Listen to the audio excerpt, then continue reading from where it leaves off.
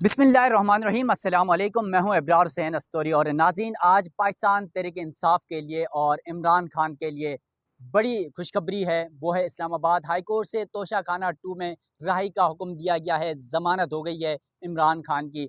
उसके बाद जो 24 नवंबर को पाकिस्तान तहरीक इंसाफ का आखिरी एहतजाज, जो आखिरी कॉल दी गई है एहतजाज की, अब क्या वो मुलतवी होगा नहीं होगा, इमरान खान के हवाले से आज इस्लामाबाद हाई कोर्ट ने क्या फ़ैसला दिया, वो भी आज आपके सामने रखेंगे। और फिर 24 नवंबर के एहतजाज के हवाले से भी तफसीलात आपके सामने रखेंगे। एक तो अम्बरीन हाई कोर्ट की बीट करती हैं, मेरे साथ मौजूद हैं, और फिर आफ्ताब साथ हैं। आफ्ताब क्योंकि पीटीआई की बीट करती हैं, तो दोनों चीज़ें कनेक्ट हो जाएंगी कि क्या इस्लामाबाद हाई कोर्ट के रिलीफ के बाद वो तफसीलात बताएंगी अम्बरीन, और फिर आफ्ताब बताएंगी कि अब 24 नवंबर का एहतजाज होगा नहीं होगा, या फिर ये सब कुछ जो हो रहा है क्या कोई डील है या कोई फिर डील दी जा रही है, या वाकई अदालतें जो है वो फैसले दे रही हैं। अम्बरीन, सबसे पहले आपसे कि आज इमरान खान को इस्लामाबाद हाई कोर्ट से ऐसी सिचुएशन में जब पीटीआई 24 नवंबर को मुल्क गिर एहतजाज का ऐलान कर चुकी है, इस्लामाबाद आने का ऐलान कर चुकी है, ज़मानत मिल गई तोशाखाना 2 में, बहुत सारे मुकदमात में पहले भी ज़मानतें मिल चुकी हैं, तो क्या लगता है आज इमरान खान रिहा हो जाएंगे? आज अदालत ने क्या कुछ कहा? Thank you so much Abrar. और वैसे खुशी की बात है पीटीआई के लिए कि आज अदालत ने ज़मानत का फ़ैसला दे दिया। वैसे उम्मीद नहीं थी, लेकिन जिस तरह की सिचुएशन चल रही थी, केओस था इस्लामाबाद में और लग रहा था कि पता नहीं क्या कुछ होने वाला है, लेकिन सडन सडन ये जो फ़ैसला हुआ है, वैसे उमूमन ऐसा आपको भी पता है, आप भी सुप्रीम कोर्ट करते हैं, तो वैसे हाई कोर्ट की ये रिवायत नहीं है कि फ़ौरी फ़ौरी फ़ैसला आ जाए। आपको पता है कि दलाइल होने के बाद फिर जवाबुल जवाब दलाइल, फिर फ़ैसले महफूज होते हैं और फिर चीज़ें लिंगर ऑन होती हैं। वैसे लेकिन भी हमारी अदालतों में सिर्फ फैसले ही महफूज हैं। फैसले महफूज है, लेकिन खुशकिस्मती से पीटीआई वालों के लिए आज वाकई लकी डे था कि विदाउट एनी रिजर्वेशन अदालत ने ऑन स्पॉट फैसला सुना दिया। दलाइल लकी डे बनाया गया। और अच्छा, जजेस कौन कौन से थे आज इस्लामाबाद हाई कोर्ट में जो केस सुनने वाले? ये सिंगल बेंच। बेंच था। मियां गुल हसन मियां गुल। औरंगजेब साहब थे। सुबह से उन्होंने केस का जो है वो आगाज किया। अच्छा, और वैसे अमरीन, आपसे एक सवाल है क्योंकि मुझे याद आया, इस्लामाबाद हाई कोर्ट के 6 जजेस ने सुप्रीम कोर्ट को खत लिखा था एजेंसियों बिल्कुल की मुदाखलत के हवाले से। क्या इन 6 जजेस में आज जिस जज साहब ने फैसला सुनाया वो भी आते हैं?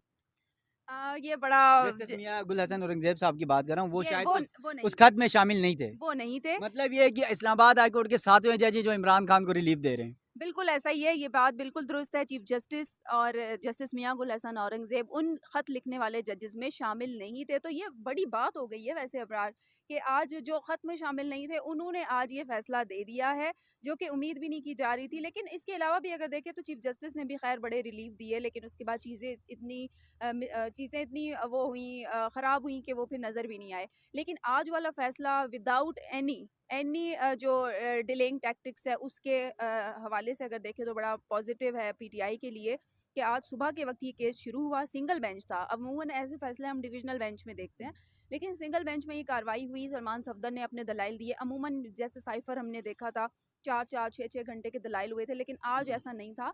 घंटे में सलमान सफदर ने अपने दलाइल सुबह के वक्त पूरे किए, जबकि एफआईए प्रोसिक्यूटर जब आए, और उससे पहले बड़ा इंटरेस्टिंग ये था कि जब जुल्फ़िकार नकवी आए एफआईए प्रोसिक्यूटर, तो उन्होंने कहा जी मीडिया पे तो पहले से ही चल रहा है कि ज़मानत आज हो जाएगी। तो अदालत ने कहा कि आप उस जोन से ज़रा बाहर निकले ना, मीडिया को अपना काम करने दें। मीडिया अगर ऐसा ना करे, सनसनी ना फैलाए, तो उनका तो कारोबारी बंद हो जाएगा। ये बिल्कुल बात तो इससे ऐसा एग्री ही है। करता हूँ। तो खैर उन्होंने उसको उस जोन से निकाला और फिर सलमान सफदर को कहा कि आप अपने दलाइल जारी रखें। सलमान सफदर ने अपने दलाइल दिए, उसके बाद मुकम्मल कर लिए, जो कि मैं एक्सपेक्ट नहीं करी थी, क्योंकि आपको भी पता है सलमान सफदर किधर पूरा दिन ले जाते हैं और फिर वो अगले दिन भी दलाइल दे रहे होते हैं। तो आज उन्होंने दलाइल मुकम्मल किए। फिर अदालत ने बीच में कहा कि अभी इस कार्रवाई को रोक लेते हैं, डिविजनल बेंच पहले जो रूटीन वाइज केसेस थे वो सुन लेते हैं, उसके बाद इसको कंटिन्यू करेंगे। तकरीबन 3 बजे दोबारा इस केस का आगाज़ हुआ है। सिंगल बेंच दोबारा बैठा, जस्टिस मियां गुल हसन औरंगजेब साहब, और उसके बाद एफआईए प्रोसिक्यूटर ने अपने दलाइल दिए। बलगारी सेट का भी हवाला दिया, उसमें उन्होंने जाली रसीदों का पूछा गया अदालत ने कि किस कौन नॉमिनेट है इसमें डायरेक्ट, तो उन्होंने कहा कि बुशरा बीबी का नाम है इसमें जाली रसीदों में। तो बहरहाल ये तमाम सिचुएशन के बाद जब एफआईए प्रोसिक्यूटर ने अपने दलाइल मुकम्मल किए, तो अदालत ने कोई फैसला महफूज नहीं किया। और फिर उस टाइम पीटीआई भी बड़ी मुतमईन थी। नादिया खटक आई हुई थी, कोई बड़ी पर्सनैलिटी तो नहीं आई थी इसके अलावा, लेकिन नादिया खटक थी वहाँ पे, और इसके अलावा जो उनकी लीगल टीम थी, सलमान सफदर थे, वही लोग शामिल थे। बहरहाल सुबह के वक्त जब ये लोग आए थे, तो इनमें तमाम लोग सेटिस्फाइड थे। वो कह रहे थे आज बेल हो जाएगी, और उन्होंने हमें भी बताया कि आज आप लोगों के लिए बड़ी खबर है।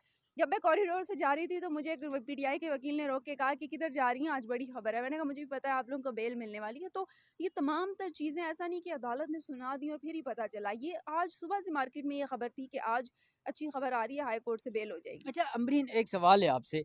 आज समाअत के दौरान जज साहब की जानिब से ये इस्तफसार किया गया प्रोसिक्यूटर से कि ये बताएं जिन लोगों ने तखमीना लगाया था उस तोशाखाना 2 की जो गड़ियां हैं उनका, उन अफसरान के खिलाफ आपने क्या कार्रवाई की? तो उस हवाले से क्या बताया गया?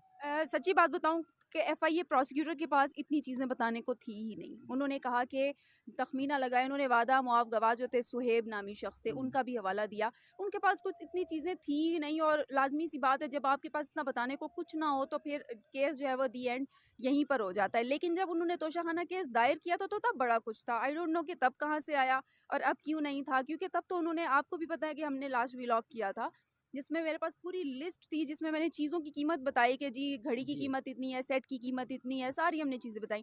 लेकिन आज जब चीज़ें खोलने की बारी आई और आज फैसले का दिन था जो कि सबको पता था बैकअप पे कि जी आज फैसला आना है, तो एफआईए प्रोसिक्यूटर के पास भी ऐसा कुछ नहीं था। तो कहा जा सकता है, जैसे कि आपने जब वीलॉग के शुरू में कहा कि यार कोई डील हो सकती है, तो फिर कह सकते हैं कि क्योंकि अचानक से चीज़ों का गायब हो जाना, दस्तावेजात किधर गई सारी, तोशाखाना 2 केस बनाया क्यों गया और फिर एट द एंड उसका कुछ नहीं निकला, तो फिर बातें तो वहीं तक जाती अमरीन, हैं। वैसे बात सुने, आप हाई कोर्ट की बीट करती हैं, मैं सुप्रीम कोर्ट का। मुझे पिछले तकरीबन 7-8 साल से मैं सुप्रीम कोर्ट की बीट करता हूँ। मुकदमात की कार्रवाई देख के हमें आइडिया हो जाता है इस केस में क्या होना है। बिल्कुल। ठीक है, इन तमाम मुकदमात जितने इमरान खान के खिलाफ बनाए गए, कोई एक मुकदमा मुझे जो बता दें आप कि इस मुकदमे में इमरान खान को सज़ा हो सकती है, आप बता दें। अबरार मुझे यकीन करें जितने भी केसेस थे ना, जब 9 मई वाला वाक़या हुआ था तो 100 से ज़ायद तकरीबन केसेस थे और बीच में हँसी भी आती थी जब अदालत ने एक दफ़ा पूछ लिया था नैब से एफआईए वालों से कि भाई कितने मुकदमात हैं, तो बीच में उन्होंने कहा था सर कुछ नामालूम मुकदमात भी हैं, जिस पर सारे गूंज उठा था कमरा अदालत के हैकों से।